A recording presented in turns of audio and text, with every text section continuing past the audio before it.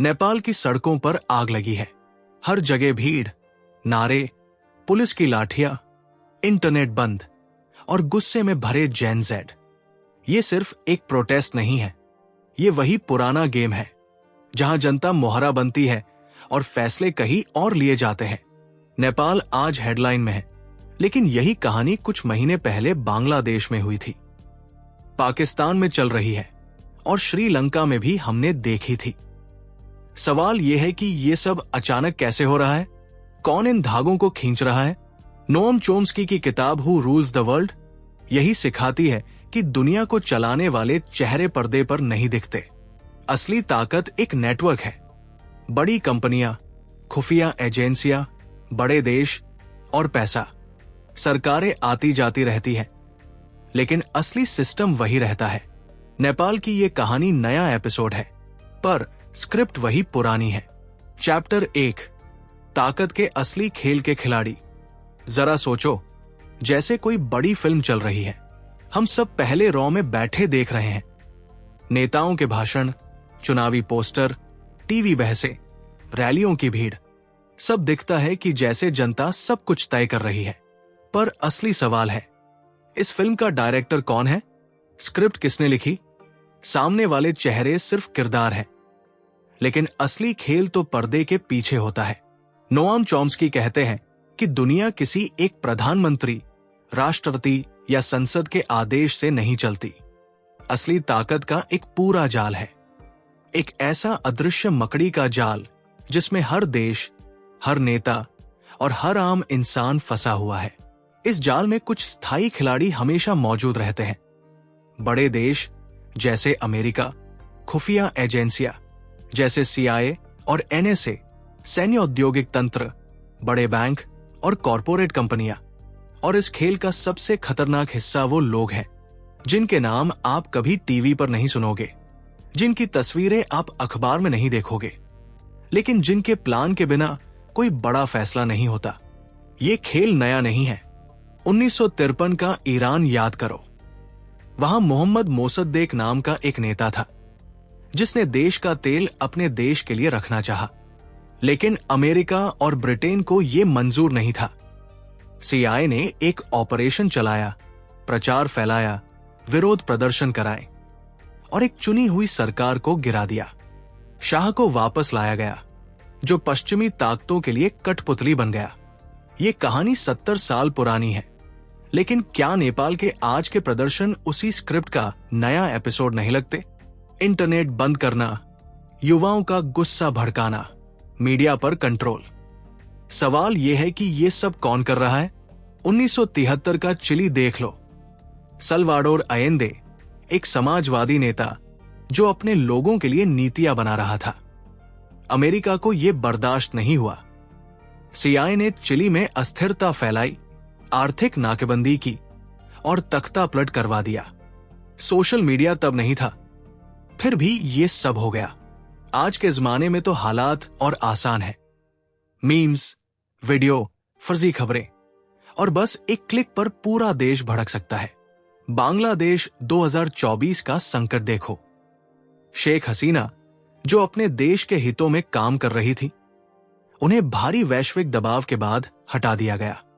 सड़कों पर हिंसा, प्रदर्शन, राजनीतिक संकट, और फिर एक ऐसा नेता आया जिसे पश्चिम का समर्थन था। आम जनता को लगा कि ये उनकी आवाज की जीत है, पर क्या ये सिर्फ आवाज थी या इसके पीछे वो ताकतें थी जो IMF और वर्ल्ड बैंक के दफ्तरों में बैठकर डील साइन कर रही थी? चॉम्स्की कहते हैं कि ये सब मास्टर्स ऑफ मैनकाइंड का खेल है।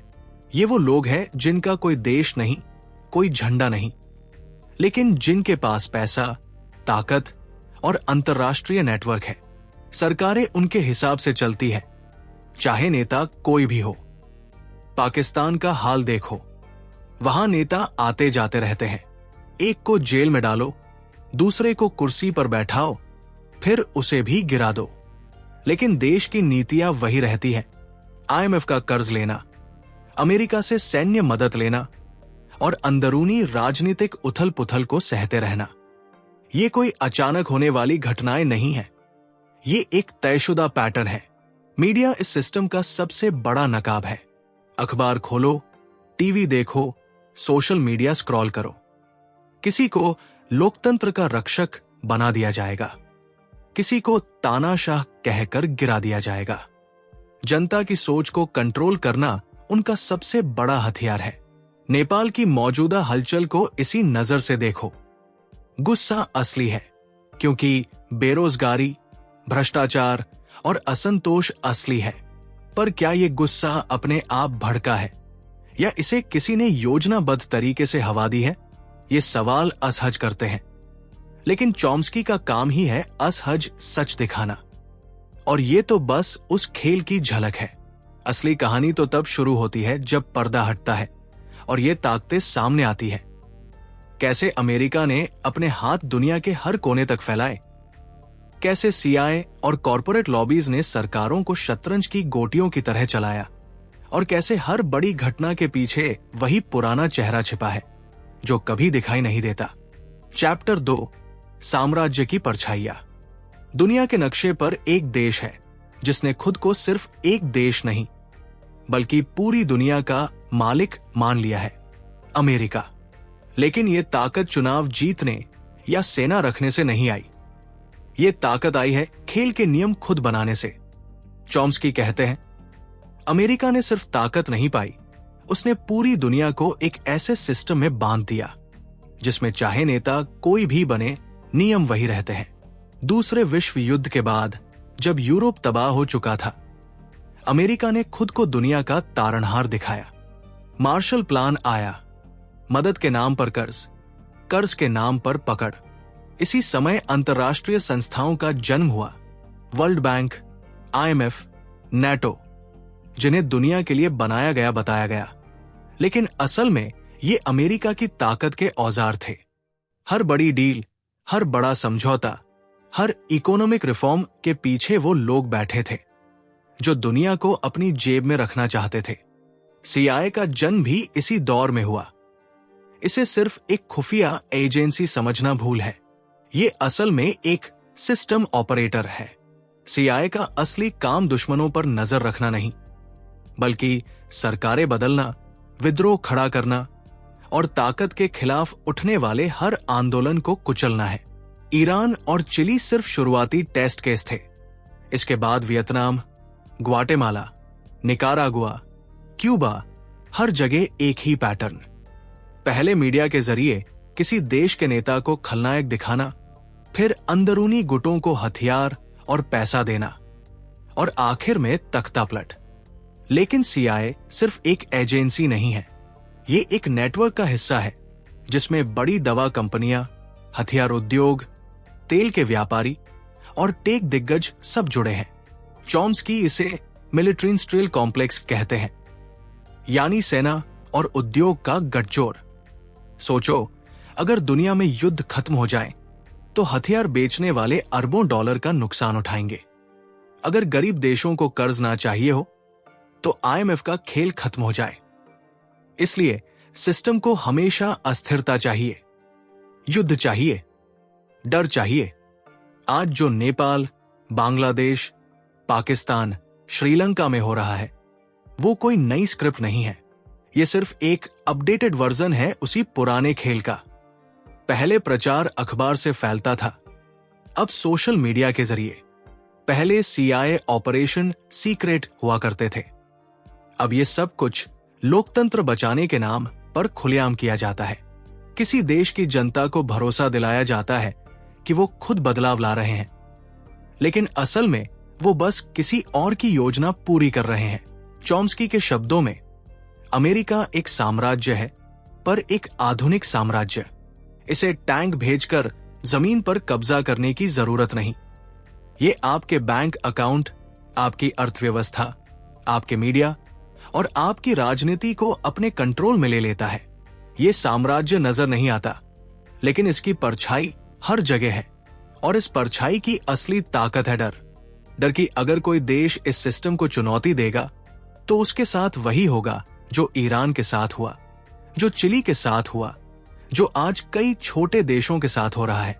अमेरिका ने सिर्फ ताकतवर होने का खेल नहीं खेला, उसने बाकी सबको डराने की कला सीख ली।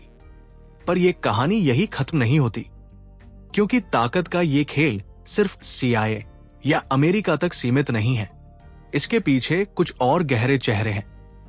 वो जो किसी देश के झंडे के नीचे नहीं आते, वो जो कोई चुनाव नहीं लड़ते, फिर भी पूरी दुनिया के फैसले उन्हीं के इशारे पर होते हैं।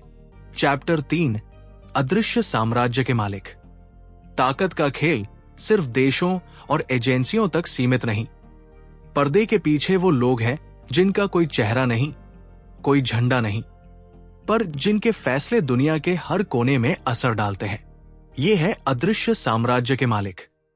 ये चुनाव नहीं लड़ते, ये संसद में नहीं बैठते, फिर भी राष्ट्रपति से लेकर प्रधानमंत्री तक इनके आगे झुकते हैं।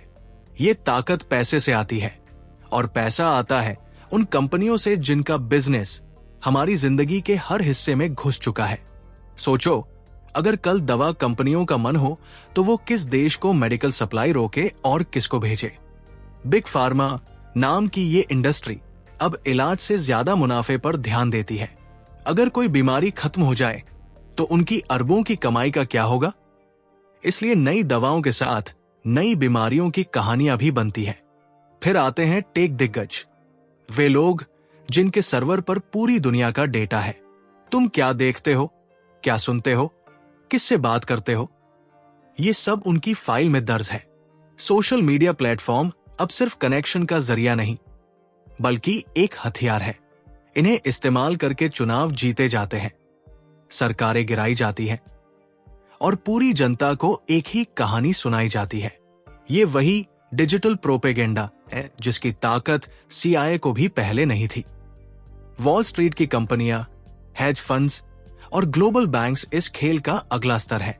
IMF और वर्ल्ड बैंक को अक्सर मददगार के रूप में दिखाया जाता है, लेकिन चॉम्स्की कहता है कि ये मदद नहीं, एक चेन है, एक ऐसा कर्ज जो गरीब देशों को कभी आजाद नहीं होने देता। ये देश अपने ही संसाधन बेचकर कर्ज चुकाते रहते हैं, और वही संसाधन फिर उन्हीं ताकतवर कंपनियों के पास चला जाता है। मीडिया इस सिस्टम का सबसे अहम मोहरा है।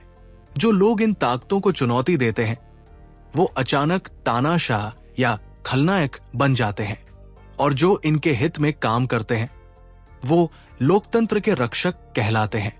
असली कहानी कभी सामने नहीं आती, क्योंकि मीडिया की डोर भी इन्हीं हाथों में है। टीवी स्क्रीन पर जो दिखाई देता है वो सिर्फ परफॉर्मेंस है। अब सोचो, नेपाल में चल रही हलचल, बांग्लादेश की सरकार का गिरना, पाकिस्तान का स्थायी संकट, क्या ये सब सचमुच जनता की जीत है, या ये वही ग्लोबल नेटवर्क है जो हर जगह एक जैसी चालें चलता है?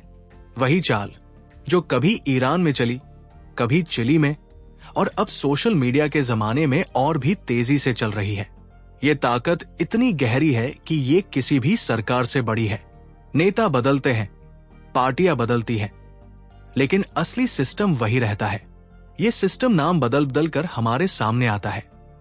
कभी लोकतंत्र, कभी ग्लोबल ट्रेड, कभी सुरक्षा का वादा, लेकिन इसके पीछे बैठे चेहरे वही हैं। और अगर ये चेहरे सच में इतने ताकतवर हैं, तो सवाल ये है कि ये लोग किससे डरते हैं? क्या इनके साम्राज्य की भी कोई कमजोरी है, या ये खेल हमेशा इसी तरह चलता रहेगा? चैप्टर 4, साम्राज्य की दरारें। हर साम्राज्य अजेय लगता है। रोम हो या मंगोल साम्राज्य, सोवियत यूनियन हो या ब्रिटिश साम्राज्य, हर ताकतवर सत्ता को कभी लगता था कि वो हमेशा रहेगी। लेकिन इतिहास कहता है कि कोई भी साम्राज्य अटूट नहीं होता, और आज का ये आधुनिक साम्राज्य जो CIA, बिग फार्मा, टेक कंपनियां, वॉल स्ट्रीट और मीडिया के गठजोड़ से बना है, इसकी भी अपनी दरारें हैं।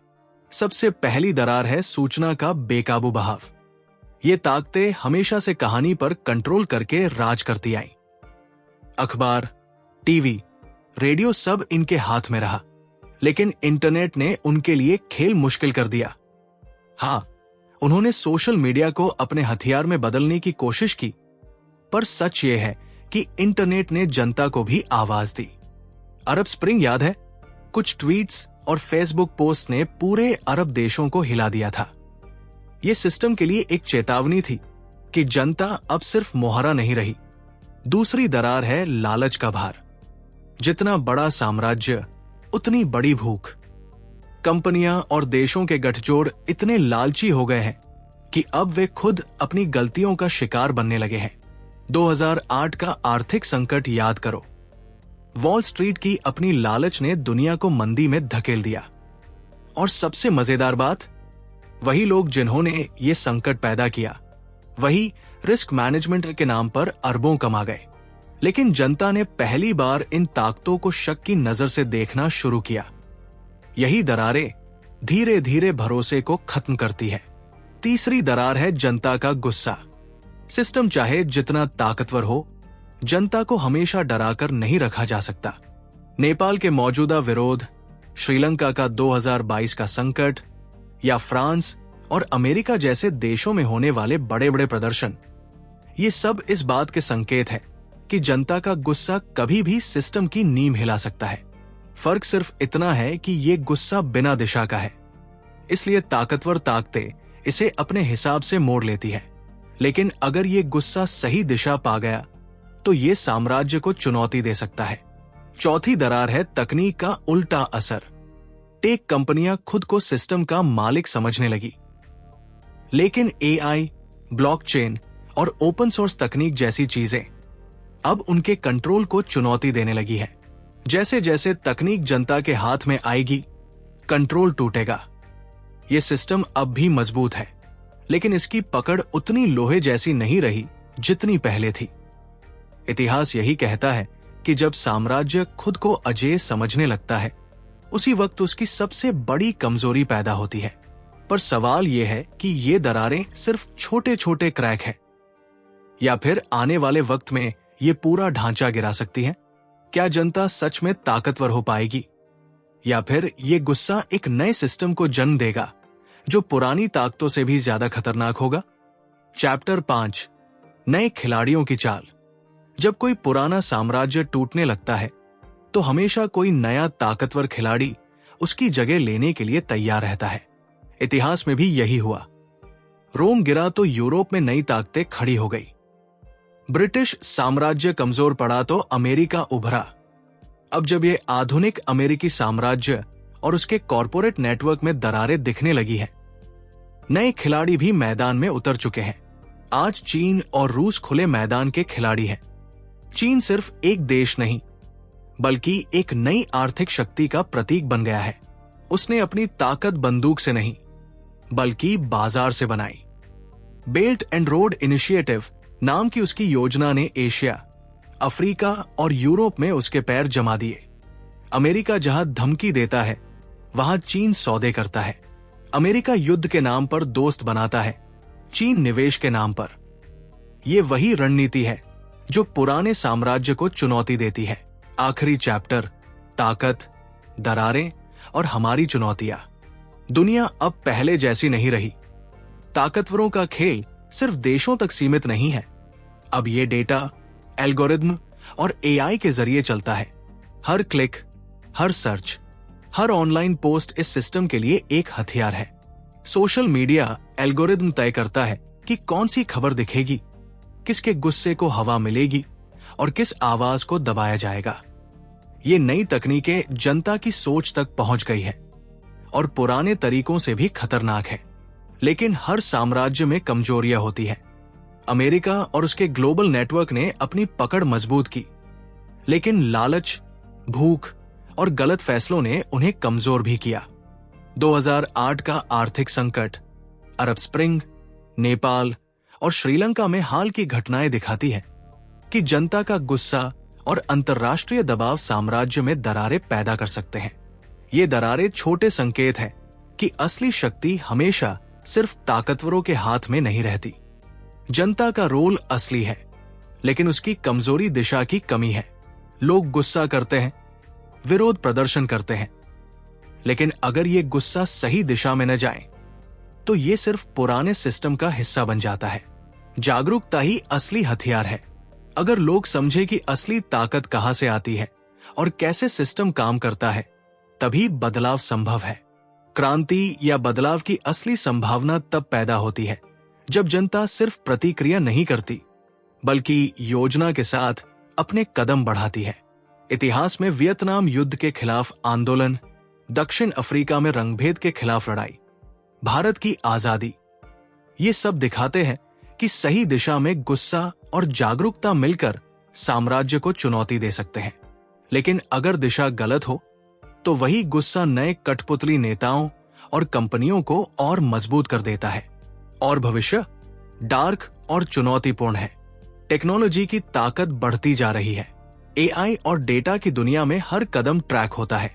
नई शक्तियां, चाहे वो देश हो या कंपनियां, अब हर छोटे मोटे इवेंट को भी अपने लाभ के लिए मोड़ सकती है। अगर जनता जागरूक नहीं हुई, अगर समझ नहीं पाया कि असली नियंत्रण किसके हाथ में है, तो आने वाला कल सिर्फ उन्हीं की किताब में लिखा जाएगा। लेकिन ये पूरी कहानी सिर्फ निराशा नहीं देती। असली चेतावनी यही है, अगर हम देखना सीखें, समझना सीखें और दिशा तय करना सीखें, तो इतिहास को अपने हिसाब से लिखा जा सकता है। ताकत के खेल को जानकर, अपनी जागरूकता बढ़ाकर और अपने कदम सोच समझकर बढ़ाकर ही हम इस डार्क सिस्टम में रोशनी ला सकते हैं। अब जब आप समझ चुके हैं कि दुनिया के असली खिलाड़ी कौन है, किसने नक्शा बनाना और चाल चलना तय किया और जनता का असली रोल क्या है, तो ये सिर्फ किताब नहीं, एक चेतावनी भी है। हर क्लिक, हर सोच, हर सवाल, ये आपकी ताकत बन सकती है या सिस्टम का हिस्सा। अगर आप चाहते हैं कि और गहरी बातें, ऐसे रहस्य और इतिहास की असली परतें जानें, तो हमारे चैनल पेज को शेयर, सब्सक्राइब और कमेंट जरूर करें। बताइए कि आप अगला कौन सा इवेंट या ग्लोबल खेल हमारे साथ समझना चाहते हैं। याद रखिए, जागरूक होना ही असली ताकत है। और असली सवाल यह है, क्या आप सिर्फ मोहरा बने रहेंगे या अपनी सोच और कदम से इतिहास बदलेंगे? शेयर करें, सब्सक्राइब करें, कमेंट करें और इस सच्चाई को दूसरों तक पहुंचाएं।